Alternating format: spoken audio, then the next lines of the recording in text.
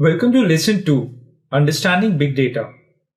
In the previous lesson, we understood the value of data to analytics, which plays an important role as a decision support system.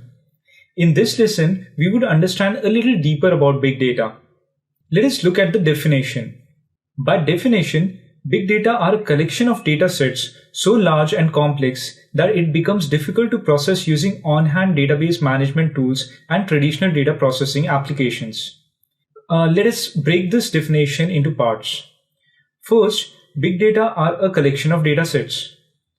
As we saw in the previous example that the bank had so many sources of data. The bank application had to get data sets from each source and stack them together so as to run data analytics. Second part of the definition is large and complex. The size of data that is considered in analytics should be thought as a window through which we try to look and get the picture of the outer world. Bigger the window size, better would be the picture and our analysis and the decision. So it is important that the size of the data is large. As well, in case of any organization, there is a variety of sources that add to complexity.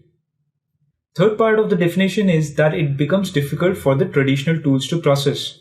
When complexity and the size increases, efficiency of traditional tools decreases, and the decrease in performance is exponentially proportional to the increase in size. We would compare and understand the reason for this in a little more details in the next lesson. For now, let's look at the attributes that describe big data and understand them with the bank problem. You would be able to relate to them. Big data attributes are, first, volume. Because there would be so many sources, so the data put together would be large.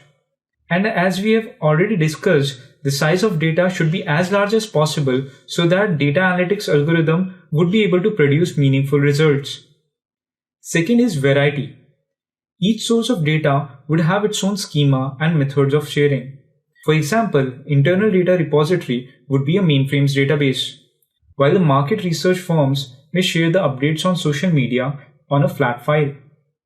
Third is the velocity.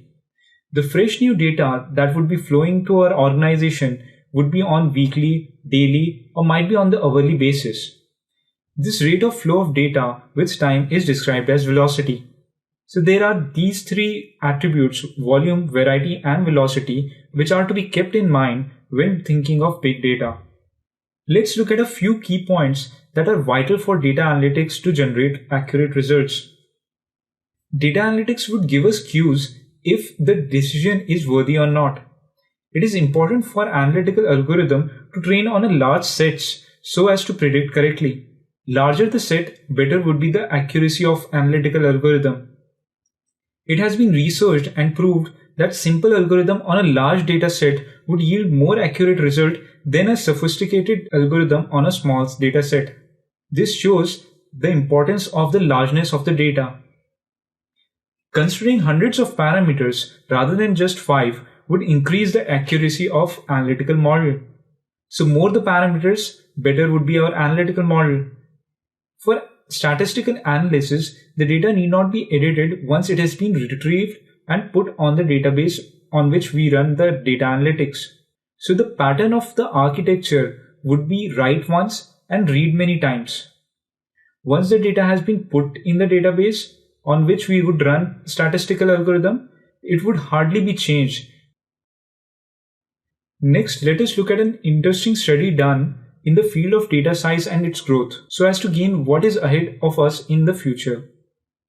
International Data Corporation is a market research firm which carries out measure of all the digital data created, replicated, and consumed in a single year.